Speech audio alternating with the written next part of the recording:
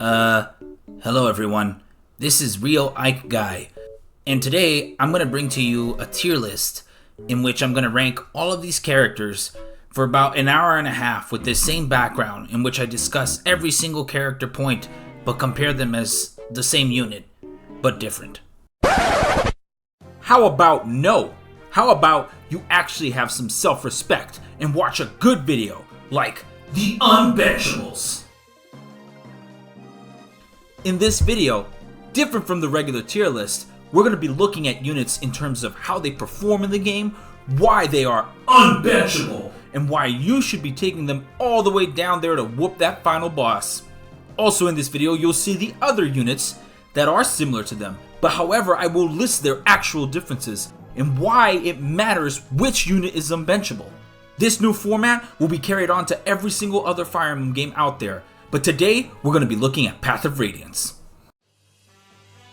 As a premise, I want you guys to know that I believe that units compete actually for deployment spots, not between categories themselves. And then we should always analyze units depending on what they can bring to the table.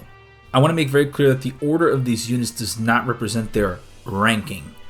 I already made a who's best in each game video, and you should go check that out if you want to see that. Also, the Lords and the Dancers will not be making an appearance. The reason is because the Lords are literally almost always force deployed, so they can't be unbenched. And the Dancers should sometimes be benched, but this is not that game. Also, in this tier list, I don't really consider the Crit Forge glitch. I didn't need a cheat to beat the game. I don't think you need to either. For starters, let's take a look at Oscar. Cavs reigns supreme in POR, and initially you'd believe the reason Oscar is so good is because of his averages. Unironically, Marcia and Oscar have pretty much similar averages throughout different points of the game, so their stat-wise competition against the enemies is pretty much equal. But why is Oscar so much better then?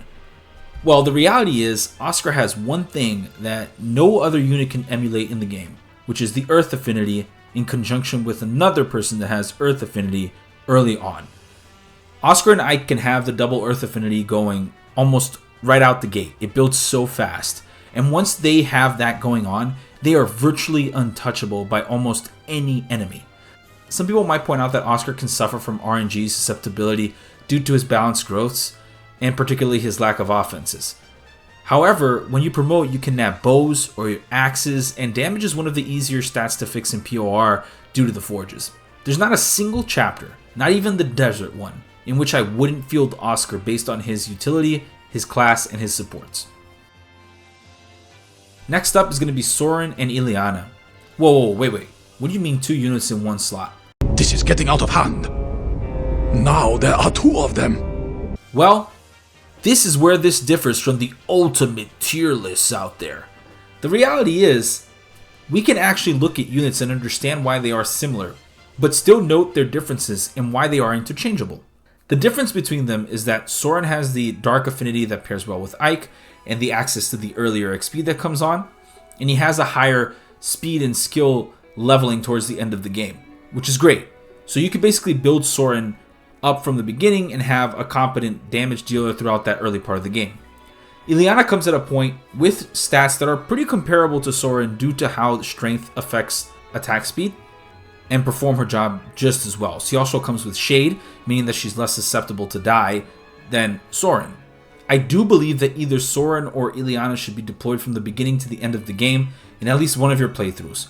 Part of the reason is not even because of the magical damage, but actually because as soon as they get accesses to staves, you now can have a unit that doubles as an offensive and a healer as well. And this is important because you don't have to log around a unit that has mediocre combat stats in terms of mist or risk, and instead has better combat utility with better magic options and also has access to staves. In comparison to Tormod, who would be the other unit that's similar to these two, Tormod does have the better move. He's basically like a Mage Knight due to celerity, and he does have a better ceiling overall, in my opinion, in terms of damage output. But the thing is, he comes so late and he requires so much investment that it's actually very difficult to get him off the ground.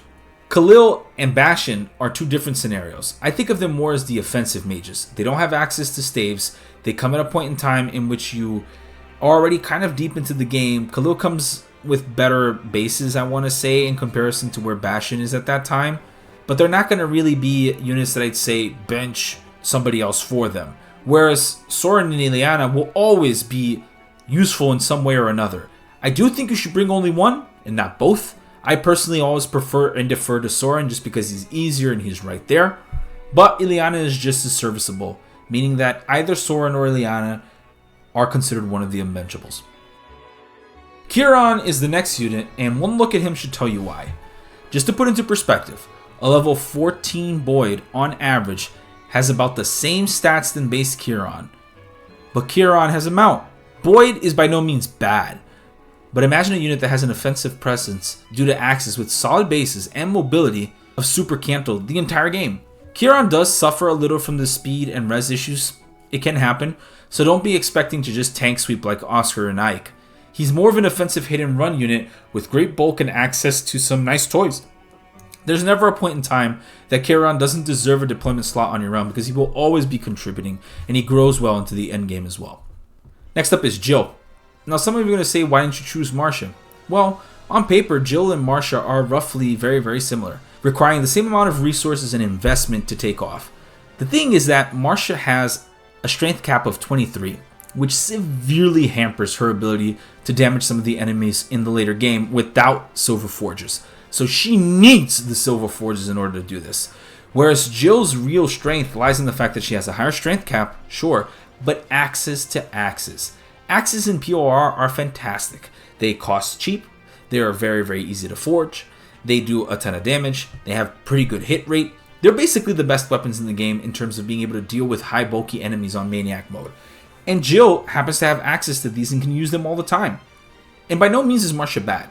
I've come around on that. I used to think Marcia was absolutely horrible. I don't really think that anymore.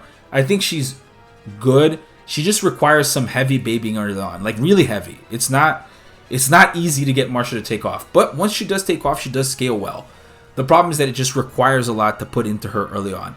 Whereas Jill, you can see that return faster because of access to axes upon promotion, and because she's also like slightly bulkier. But I do think that Marcia has scenarios in which I would bench her because of that 23 strength cap alone. Whereas I would not bench Jill because I know that her damage output will always contribute. Tanith is the next one, and she is by far one of the most powerful units in POR. I'd say Tanith is actually more valuable than a lot of units that I put on this list. The Earth Affinity, the Fire support with Racing and Marcia, the solid magic stat, all of that to take advantage of the Sonic Sword. But the most powerful aspect of Tanith overall is the fact that she has access to Reinforce. Imagine a summoner that summons 3 units that are dodgy, that can be controlled, and that actually have potential to KO squishy enemies. This is super important because there are many times in which the summons will actually go and kill Siege Tome enemies, and you will not have to risk your own units because they went out there and just absolutely destroyed them.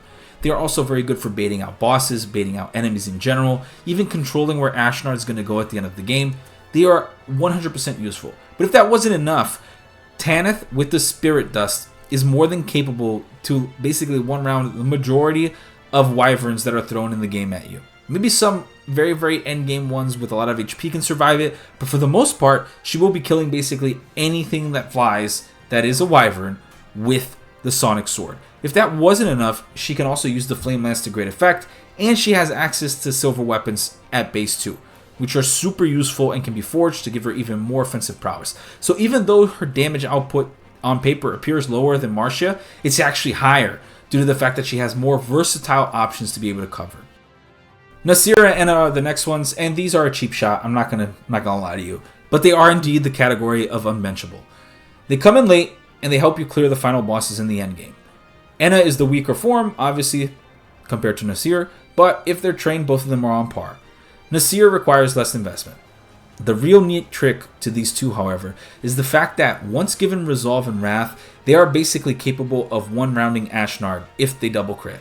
It is absolutely bonkers how strong Resolve and Wrath is a combination to be able to deal with Ashnard at the end of the game due to this. It's also not just good for Ashnard, it's good for pretty much anything else up to that point. Now yeah, Resolve and Wrath are pretty good skills and you should be peppering them in here and there, but I honestly don't see a scenario in which it wouldn't be useful to put it on them. It's just that good. It's that good of a combo, it really helps them. Once they're deployed, they can basically do a lot of work. They can soak up damage even without Resolve and Wrath and allow your other units to come in and clean up on player phase. They're just absolutely fantastic. They're definitely part of the Unbenchables category, even though it's not the same as the other units I spoke so far.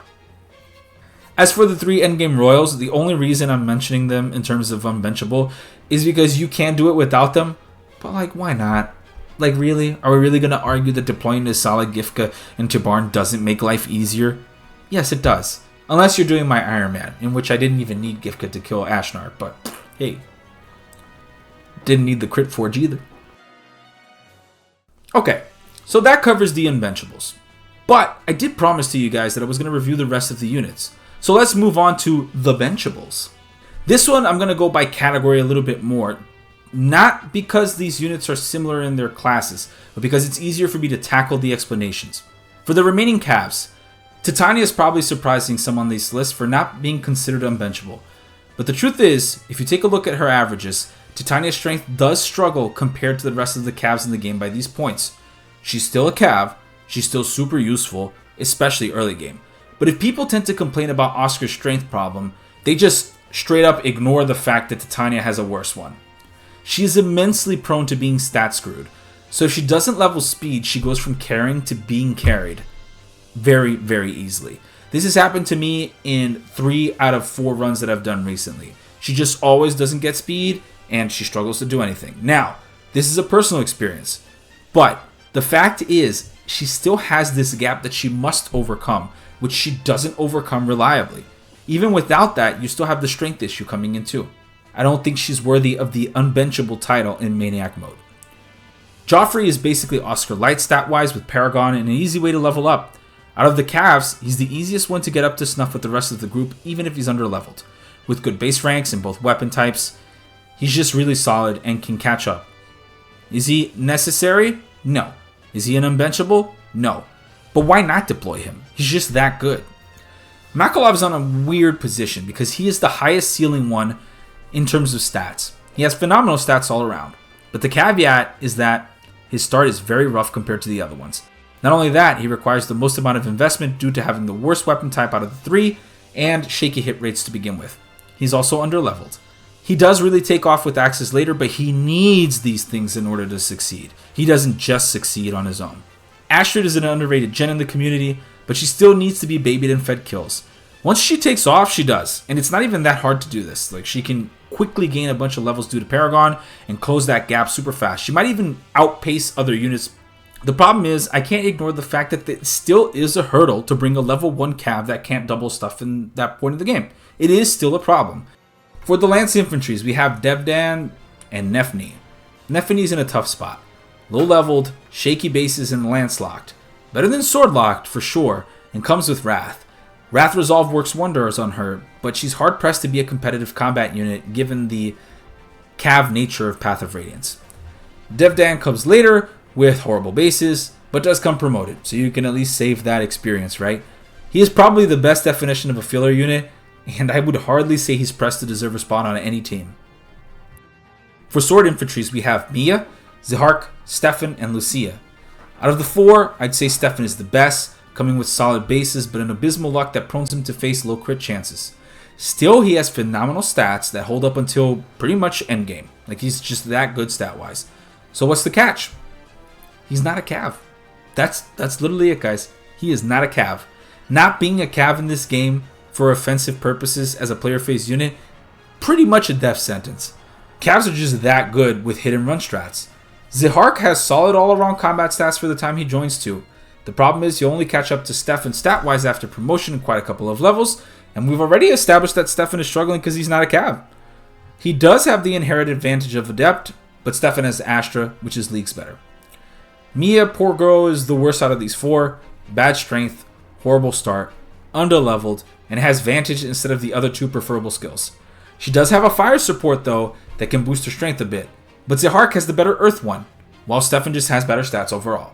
Lucia, however, has the coveted earth affinity, just like Zihark, and pretty workable stats. To be honest, I think Lucia is much more salvageable than people give her credit for, but the thing that holds her back is her recruitment time and the fact that she's also not a Cav. But otherwise, she has perfectly good and solid stats across the board with A rank and swords. You can't really complain about that at that point in time, But it's just that everybody else is so much better, then why? It becomes the why issue. Bow infantry is pretty much doomed in this game. The nature of POR has it so that offensive player phase units should have Canto in some degree, or else they're pretty much gone. If not, you have to be an enemy phase unit with good potential to survive incoming hordes of enemies. Rolf and Shinon have neither of these qualities. Shinon has some time to shine early on as bait and kill some enemies, but he's so underleveled when he rejoins that it's not worth the effort. Rolf struggles even more, coming at level 1 in a part of the game where everything one-rounds him. The Armored Knights, Gatri, Taronio, and Braum, are all pretty solid. I usually recommend that you pick one of these three and focus on it. It doesn't really matter which one.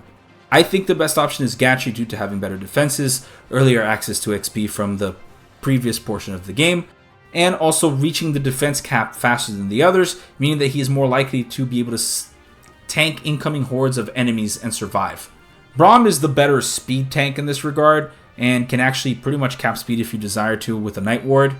He is, however, in a much harder beginning portion of it, and Taronio doesn't have as much defenses, but he does have Resolve at base, which combined with Wrath can give you a pretty much higher ceiling for damage output than the other two generals.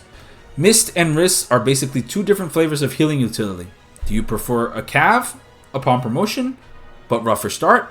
Or do you prefer higher magic and better chip damage, but at the cost of losing the Black Knight fight?